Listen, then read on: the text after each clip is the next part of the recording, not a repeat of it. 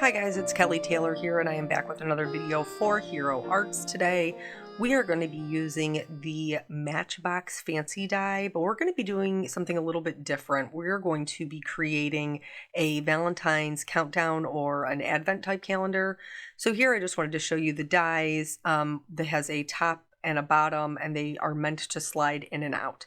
I adhered mine a little bit different because I was going to be using it as something different. And so I adhered them as if they were going to have a door. We'll talk more about that when we get later on.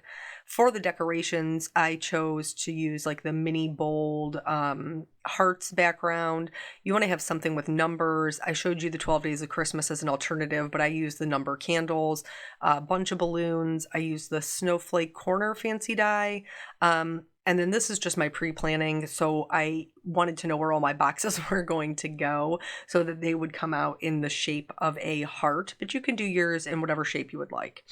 In preparation for my die cutting, I did do a little bit of stamping beforehand. I used our mist with this mini hearts bold pattern background. And if I had to do it all over again, if I knew how my die cutting was going to go, I actually would have turned this on its side. So that way my hearts were facing up and down, but I didn't. I didn't know that that's how it was going to go. So here I ended up I'm using our deluxe white cardstock, and I used, I think, 5 sheets total to build the whole thing. Plus then I used like the scraps I had left over to do my stamping. So it actually really didn't take that much cardstock to make the whole thing. So here I stamped down one time and I didn't get really good pressure or good coverage. Honestly, probably just me being lazy. And I always miss the middle. I don't really know why. But so I stamped it again, thank God for the Misty. And then I did this to all of them. These pieces, by the way, are just an 8.5 by 11 sheet of cardstock cut in half to 8.5 by 5.5. So then from there, I trimmed them down to 5.5 by 2 3/4. And then that way I could run them through my Hero Arts compact cutter super easily. And all of my pieces would fit through and they would be properly sized, that I wouldn't have a lot of extra waste from the Matchbox dies. So I just went through and trimmed those out. I also cut similar size pieces for our Arctic colored cardstock and for the cherry. This was just to kind of mix it up so it wasn't all the heart pattern, so I had some other colors. And I'm making my countdown calendar for my children, and I have a son and a daughter, so I chose a color scheme that was not necessarily masculine or feminine, but it was like a good mix of reds and teals. Plus I really like those colors together. I think that's a pretty color palette. So I'm just running these through, and I did almost all of my die cutting right here with my little compact cutter. So I'm just going through and cutting these out. I did all of the tops first, and then I did all of the bottoms. While I had my cutter out, I then went ahead and started doing my accent pieces. And for those, I used our nesting hearts, the infinity dies. I used those. And then here is this snowflake corner die. This is one of the reasons why I wanted to do this countdown calendar is I don't make things besides cards typically. Not that I'm not capable, it's just not something that I typically do. And when I was thinking about the Matchbox die, I was like, okay, well, I could do treat boxes. And I was like, but I feel like that's kind of obvious. What else could I do? Like, how much further could I stretch it? Because I think it's super important to kind of get more out of the items that you have. And so something like this, like the snowflake corner die, is super cute, and it requires me to do one simple die cutting, and then I can cut all of those apart to use behind my numbers and my hearts to get that kind of like wintry glitter feel. I did use our white glitter paper that's part of the Glitter Basics pack. And then these are just my accents. So these little hearts are the ones I was telling you about from the nesting ones. I used the 3 smallest hearts, and then I cut that out of the Arctic cardstock and the cherry again, but also the coral and the Bermuda. That's what this is. This is a super great way to use up your scraps. I didn't cut any new cardstock for this. I just went through the pile from other cards that I've created. That's why they're all like wonky sizes, and some of them have other die cuts out of them. And I just used what I had on hand. So when you're doing projects like this, like, don't discount your scrap pile, because otherwise it's just going to sit there and you're never going to use it. So like this one, I just had like the little corners that were available to me, but it was more than enough for these 3 little dies to cut out several hearts. And I just die cut as many as I could fit on my scrap sheet. So whatever color I had the most of, that's the most hearts that I have, because that's just what made the most sense to me. So anywho, I am making this for my children. But the irony is that my husband and I don't even celebrate Valentine's Day. Like we just don't even do anything for it. And then here is the cherry, which is again another scrap piece, so that I could save those full pieces for card bases, card backgrounds, mats, things like that. And then we're going to move on from the die cutting to the stamping. So I knew that I needed like the full 14. I'm counting it from February 1st to the 14th, which is Valentine's Day. And so I just lined up all of my stamps. I am stamping them down in our intensified black ink because I am going to be doing a little bit of coloring with alcohol markers. You could color them with whatever medium you like, or like I said, you could use, we have I think it's called months and days. There's a stamp set that's the months and days that has a bunch of numbers, and then the 12 days of Christmas, like you could make that thing do double duty. And then, that would be a way to get your numbers on there without having to do the stamping, coloring, and die cutting. Here, this single balloon is from the Bunch of Balloons stamp set, which I have used in the past. It's a little bit of an older set, but doesn't mean that it's not still wonderful. And I don't have dies for those, so I know I'm going to have to fussy cut them out, but I'm not worried about it. I think that they'll add enough that it'll be worth the cutting, and a balloon's a relatively easy shape. So there, what you saw me doing was trying to color match my Bermuda colored cardstock. It's not a perfect match, but they're close enough, and I'm fine with it. So the first thing that I'm going to do is I'm going to go in with a C1, a C3, and a C5. These are Copic numberings, and basically they're just cool grays. So every 4th one. So I colored one, I skipped 2, and then I colored another one using this gray combination. I know that it looks super gray on the white cardstock, but like by the time that we're done with all of the decorating and everything, it will look white because we're really just adding in the shadows.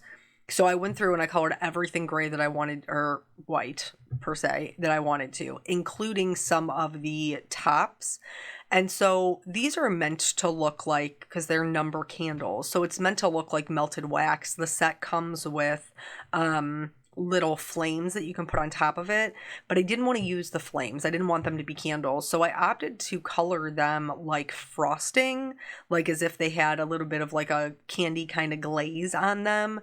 And so I just chose a brown combination. The one that I went with was an E55, 57, and 59, but again, you can use whatever combination that you have, or maybe you don't even like chocolate frosting. Maybe you want to do all vanilla frosting, or maybe you want to do strawberry frosting. Whatever works for you. I was just trying to keep my coloring as simple as possible because I did have so many that I needed to color. So for the shading on the numbers, this is a light teal combination. It's just 2 colors. I used a BG23 and a BG10. And then I just added the shadows underneath the frosting on top, and then along the lines that are already drawn there. My light red is an E. That's a brown, Kelly. A R 32 and an R 35. The dark teal combination is that same BG23, but then the shadows are added with a BG49, and the dark red is again that R35, and the shadows are added with an R29.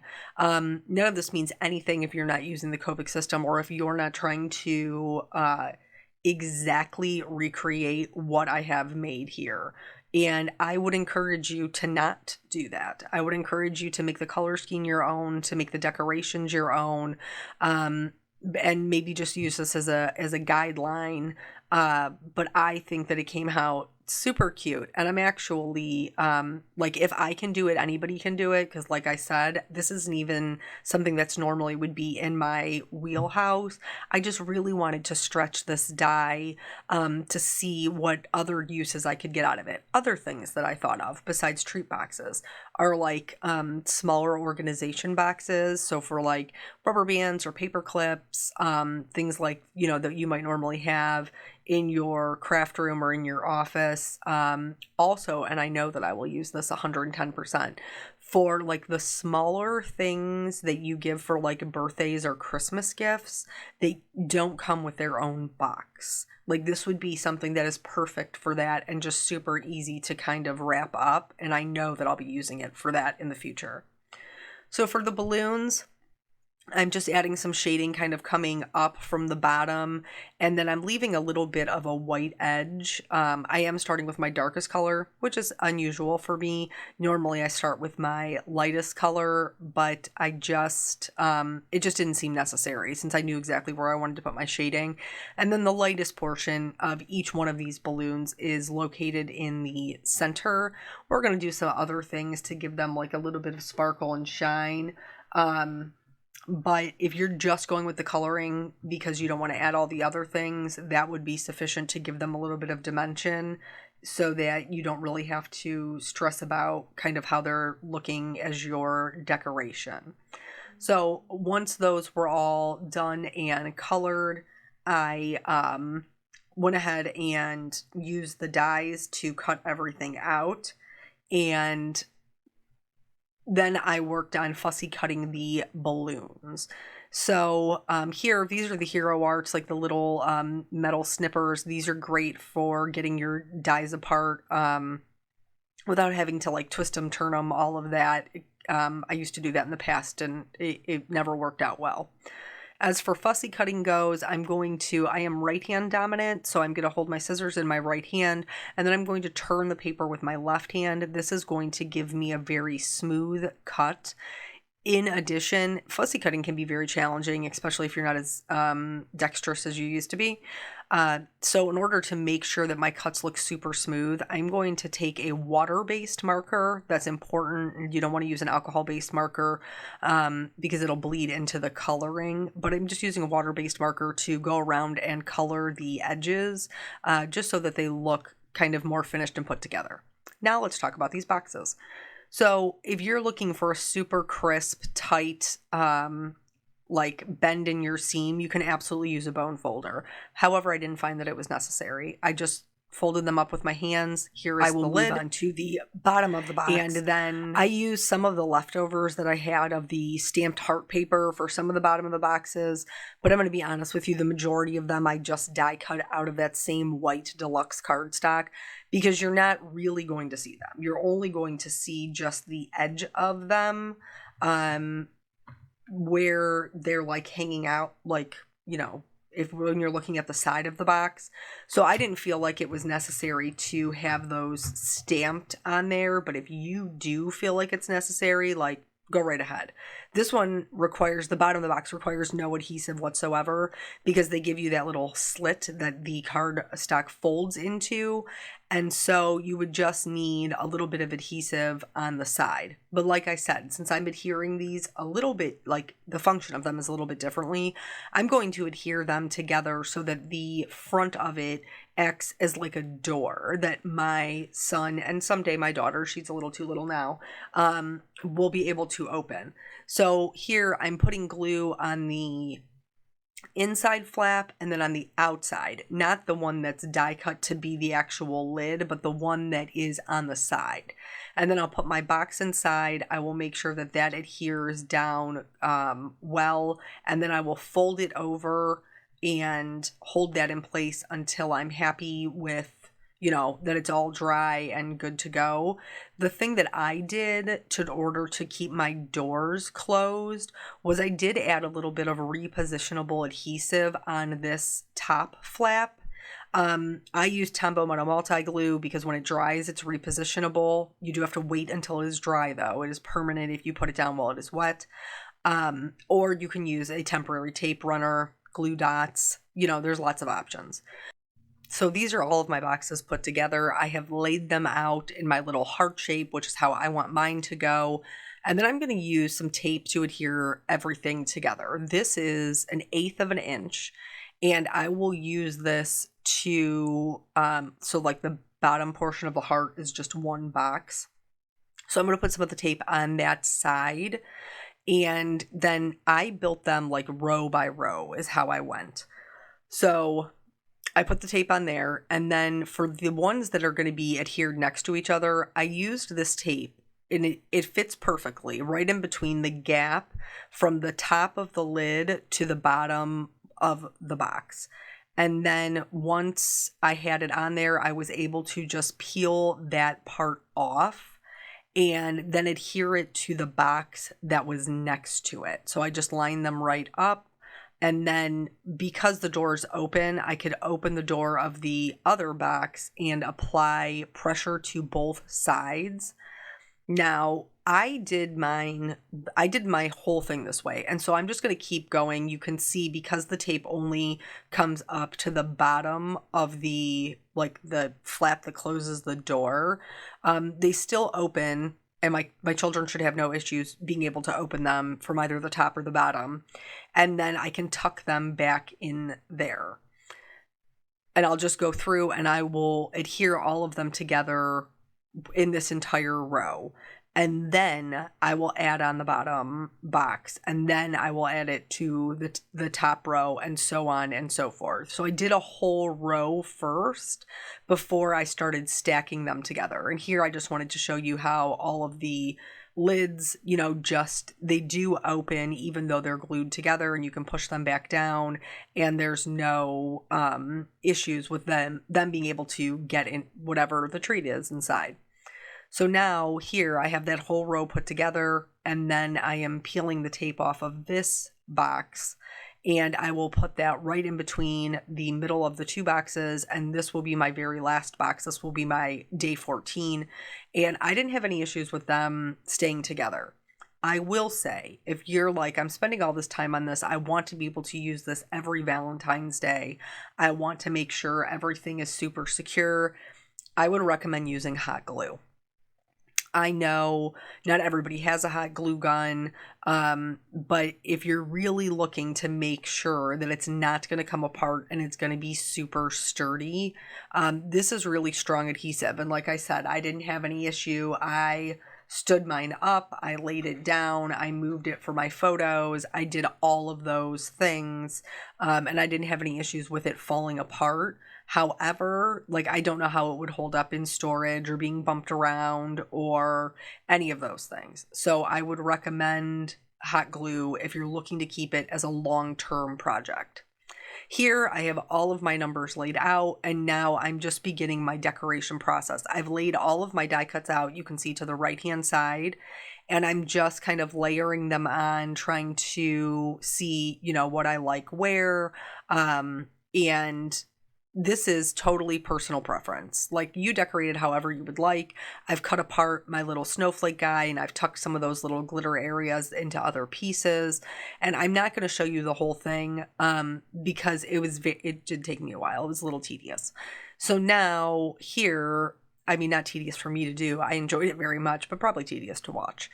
So now everything is laid out, and now I'm going in with my Hero Arts Precision Glue and just making sure to adhere everything down one of the things that was like super helpful for me were my Hero Arts tweezers, because it allowed me to pick up these little teeny tiny die cuts, put glue on them, and then put them back in place without messing up too much. This is a pro tip that I didn't use. When you have everything laid out, maybe take a picture of it, like with your cell phone, so that way when you're going back through and actually adhering everything down, you will be able to see how it was that you originally intended for it to be. So even though this is a lot of decoration, it's not the last of my decorations. So now everything is adhered. And then I wanted something that made it feel a little bit more like Valentine's Day. And that's where the sentiments come in. These sentiments are meant for cards. And I wanted to stamp all of them. So here is my little trick, okay? You saw me put a little bit of repositionable tape runner on the back. This is my actual stamp set. I didn't take anything off of the acetate. I just put that repositionable adhesive on the back of it, picked it up with my Misty Door. Now I can stamp every single sentiment that is in this stamp set. Nice and easy. I didn't have to peel anything off. It's all actually on the contact sheet. This is another great way if you're a person who likes to stamp all of your stamps and like put them in your organizational sleeve. Super easy way to do it. And then once I have everything stamped down, for this I did use Hero Arts Pitch Black ink because I'm not going to be Copa coloring over it, and it is a bolder black. And then I sprayed it with my Hero Arts Ultra Clean. I took my little scrubber and I went right over it to clean all of my stamps at one time. Like, what? It's so easy, so quick. And then I just went in with you could go in with a cloth or like a baby wipe is what I use, just to get all of the extra stamp cleaner that fell onto my contact sheet.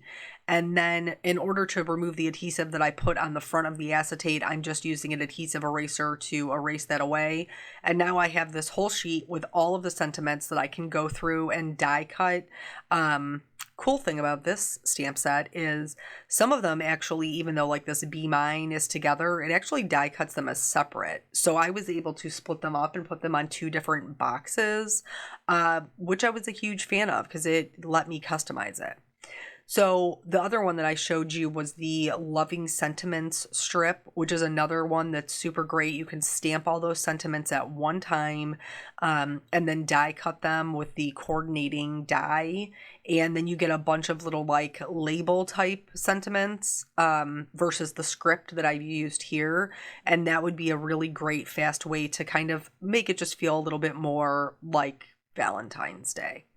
If you see my little purple tabbies there, that's because I was trying to make sure that my lids stayed down completely while I was decorating them. And that's just a little bit of low tack tape. So now everything is glued down. It's all good to go. And I'm just going to add in the details. For me, that's using a pen or a fine line marker to add back in my balloon strings. And then I'm also going to use these products from Hero Arts. It's 2 of them are Hero Pearls. One of them is white and one of them is silver. And then I am using the Crystal Clear lacquer pen and the Sparkle Clear lacquer pen. And so for the Crystal Clear, it's going to give me this beautiful raised shine. And I used that on all of the frosting. So this is just something that is like a super fun little added detail that's going to make it look shiny in real life.